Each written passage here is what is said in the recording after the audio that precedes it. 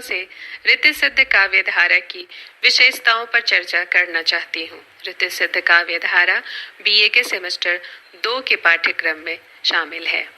रीति सिद्ध कवि रीति ज्ञाता थे, इसलिए उनके साहित्य में रीति निर्वाह हुआ है, किंतु रीतिबद्ध या लक्षणबद्ध काव्य के समान उसमें कवि शिक्षा, आचार्यत्व का प्रदर्शन इन कवियों का उद्देश्य नहीं रहा है।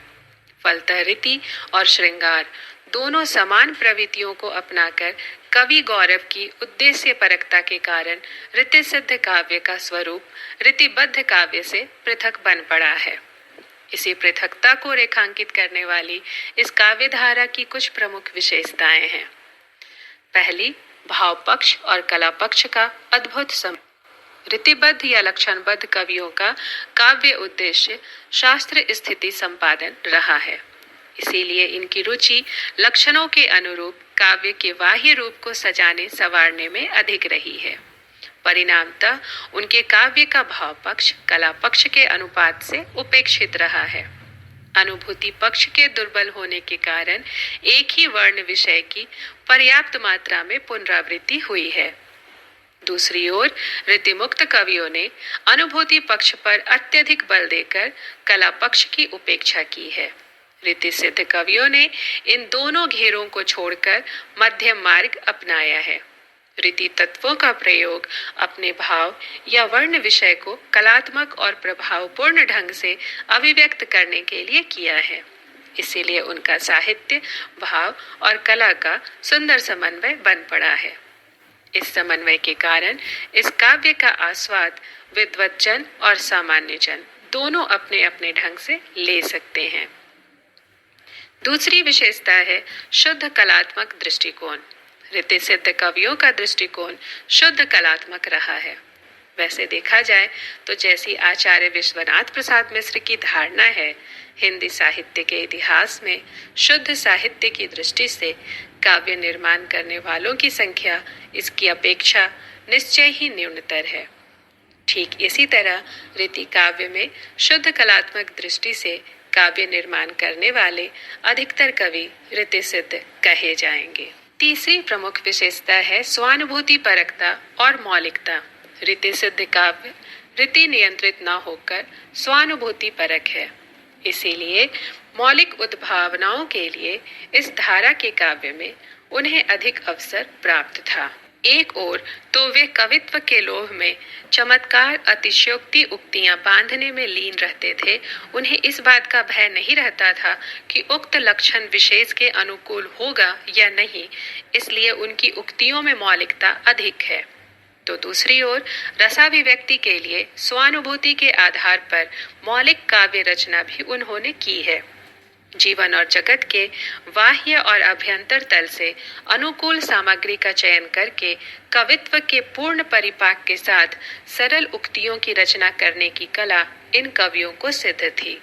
यही कारण है कि काव्य में वैयक्तिकता या निजीपन रीति सिद्ध साहित्य में रीतिबद्ध काव्य की अपेक्षा अधिक स्पष्ट रूप से उभरा हुआ दिखाई देता है। चौथी विशेषता है श्रृंगार की सरस अभिव्यक्ति। श्रृंगार रीति साहित्य का प्रधान वर्ण विषय रहा है। यद्यपि रीतिबद्ध या लक्षणबद्ध काव्य में भी श्रृंगार का प्राधान्य रहा है, किंतु वहां रीति सिद्ध साहित्य में उनके समान शास्त्र बंधन नहीं था। ये कवि मन की तरंग के साथ सहज स्फूर्त भावों को उचित शैली में प्रस्तुत करते थे। फलतः इनकी कविता में रस संचार की अपेक्षा अधिक पाया जाता है। इनके श्रृंगार वर्णन में परिपाटी पालन के साथ स्वानुभूति का प्रयोग अथवा श्रृंगार वर्णन के अंतर्गत नायिका भेद के साथ ऋतु वर्णन, बारहमासा और नक्षिक को विशेष रूप से अपने काव्य का विषय बनाया है।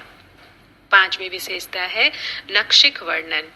इस धारा के साहित्य में नायिका के अंगों का वर्णन स्वतंत्र विषय बन गया है। नक्षिक वर्णन को अनेक कवियों ने स्वतंत्र ग्रंथ का रूप भी दिया। इनका प्रचलन रीतिबद्ध और रीति सिद्ध दोनों प्रकार के कवियों में इतनी अधिक मात्रा में रहा है कि इस काल में शायद ही कोई श्रृंगार निरूपक रीतिबद्ध और रीति सिद्ध कवि हो जिसने नक्षिक वर्णन ना किया हो। रीतिबद्ध कवियों का नक्शिक वर्णन रीतिसिद्ध कवियों से पृथक है। उन्होंने संस्कृत काव्य शास्त्र, वात्स्यायन के कामसूत्र और रति रुचि के समन्वय से स्वच्छंद रूप में नायिका के अंग प्रत्यंग के साथ तिलक, मस्सा, रोमावली, रोमकूप आदि छोटी छोटी शारीरिक वस्तुओं का वर्णन नक्शिक में समेट लिया। इसके बाद शरीर शोभा, विधायक अलंकारों, वस्त्र विन्यासों, प्रसाधन के उपकरणों के प्रयोग में अधिक रुचि दिखाई है। छठी विशेषता है 12 मासा का ऋतु वर्णन। प्रकृति का चित्रण रीतिबद्ध कवियों ने स्वतंत्र रूप में नहीं अपितु उद्दीपन के रूप में किया है।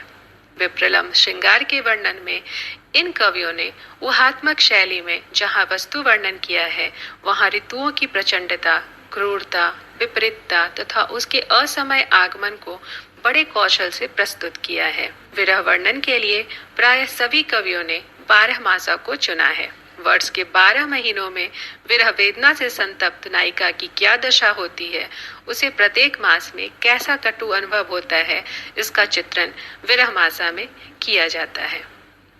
विरह वर्णन की शैली पर फारसी कविता का प्रभाव रहा है। साथ ही विरहानुभूति की कमी भी रही है। इसलिए विरह वर्णन में ऊहात्मक चमत्कार विधान के लिए प्रकृति के कठोर, कर्कश और मृदुल रूपों का वर्णन इन कवियों ने किया है। 7वीं विशेषता है संयोग श्रृंगार चित्रण। संयोग की विविध भाव भंगिमाओं के चित्रण में रीतिसिद्ध कवि सफल हुए हैं। इस धारा के लगभग सभी कवि रसिक मना थे। संयोग श्रृंगार उनकी और उनके युग की प्रबल अनुभूति थी। इसीलिए इस धारा के काव्य में संयोग श्रृंगार की उच्छृंखल और मधुर लहरें प्रवाहित हैं। कहीं कहीं ये लहरें उद्दाम उत्तुंग होकर सभ्यता की सीमा के परे जाती हुई दिखती हैं। 8वीं विशेषता नीति और भक्ति की श्रृंगारिक अभिव्यक्ति है। इस धारा के कवियों ने कुछ नीति और भक्ति के मुक्तक भी लिखे हैं। जहाँ तक भक्ति का प्रश्न है, वह 2 रूपों में अभिव्यक्त हुई है।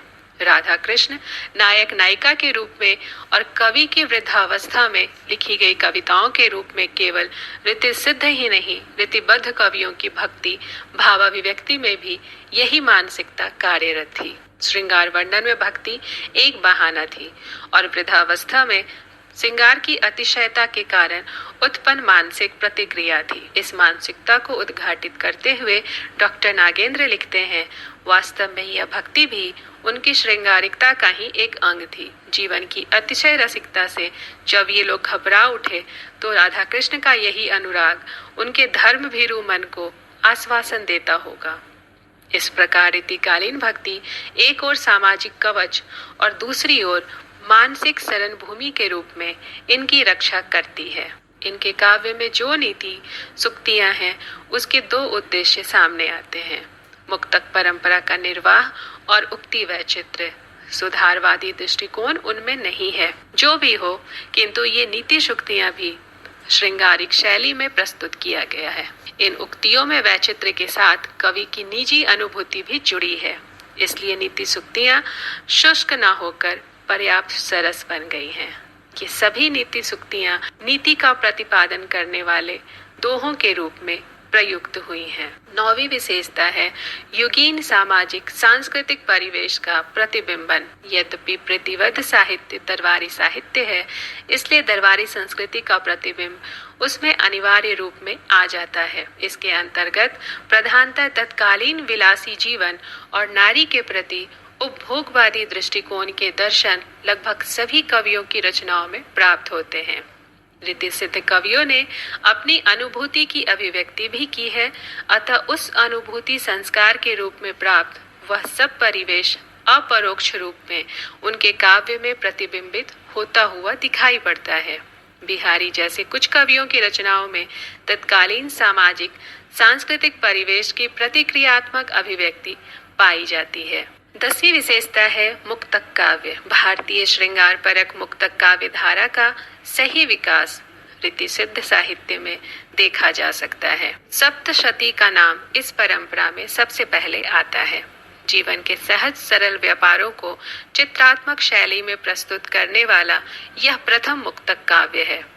इसका प्रभाव हिंदी के मुक्तक कवियों पर स्पष्ट रूप से दिखाई देता है। 11वीं विशेषता हम देख सकते हैं ध्वन्यात्मकता और लाक्षणिकता।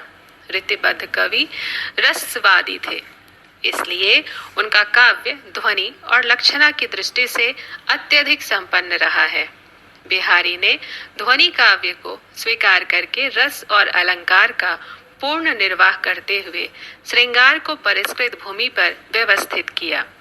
नायिका भेद के प्रसंग में नायिका तथा उनकी सखियों की उक्तियों में जैसी लाक्षणिकता बिहारी, रसनिधि, द्विजदेव आदि रीतिसिद्ध कवियों के काव्य में है, उसका रीतिबद्ध कवियों में प्रायः अभाव है। विषय की दृष्टि से श्रृंगार तक ही सीमित रहने पर भी विलास भावनाओं से संबद्ध उपमानों और प्रतीकों में जो नवीनता है वह इस धारा की अपनी विशेषता है। वक्रोक्ति विधान के लिए रीतिबद्ध कवियों की कविता में अपेक्षाकृत अधिक अवकाश था। किसी भी स्फुट प्रसंग की कल्पना करके ऊहात्मक शैली से उसे उपन्यास करने वाले ये कवि वक्रोक्ति को जीवंत बनाते थे। यही कारण है कि प्रत्येक रीतिसिद्ध कवि की रचना में वक्रोक्ति विधान विपुल मात्रा में देखा जा सकता है। उनके वक्रोक्ति विधान में कोरी इंद्रियता की अपेक्षा रसानुभूति का सामंजस्य है। रीतिसिद्ध काव्य धारा की 12वीं विशेषता है ब्रज भाषा का परिष्कृत रूप। रीतिसिद्ध साहित्य की भाषा ब्रज ही है, साथ ही उसमें अन्य बोलियों तथा अरबी फारसी के शब्दों का भी बाहुल्य है। बिहारी की भाषा अपेक्षाकृत तत्सम प्रधान है, फिर भी इस धारा के कवियों ने ब्रज भाषा का साहित्यिक रूप ही अपनाया है। ब्रज भाषा को अधिक कोमल, अर्थ प्रधान और व्यंजनात्मक बनाने का सबसे अधिक श्रेय रीतिसिद्ध साहित्य को प्राप्त है।